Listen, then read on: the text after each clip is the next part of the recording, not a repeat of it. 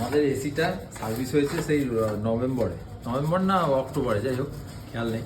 তো ওকে ফোন করেছিলাম পরশুদিন, ওকে বললাম যে এসে করে দাও। বলছে তুমি তো করেছো কদিন আগে।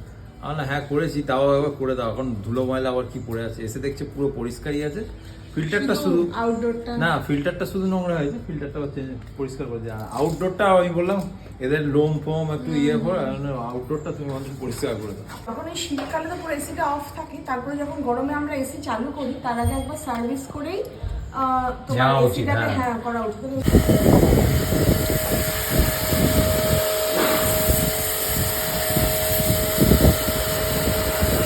এসি চালানোর দিন তো এসেই গেল, তো তোমাদেরকেও সাজেস্ট করবো যে এসিটা এখন চালানোর দিন এসে গেছে, আগে একটা সার্ভিস করিয়ে নাও, দিয়ে তারপর এসিটাকে চালু করো, তাহলে এসিটা ভালো থাকবে। আমরা তো করলাম, পরিষ্কার হয়ে গেল। এরপর নর্মালি এই ফিল্টারগুলো সামনে খুলে আমাদের করতে হবে না, আমরা যেহেতু 2 মাস আগে করেছি ওই জন্য আর করতে না, ও হবে। আউটডোরটা করে দিচ্ছে, কুকুর থাকে তো লোম ঠোমগুলো হয়। আর নর্মালি সামনের যে ফিল্টারটা নোংরা গেলে কুনাল নিজে খুলে ওটাকে ক্লিন করে, তোমরাও করতে পারো, কিন্তু একটা প্রপার সার্ভিস করে তারপর এসিটা চালু করলে এসি ভালো থাকে।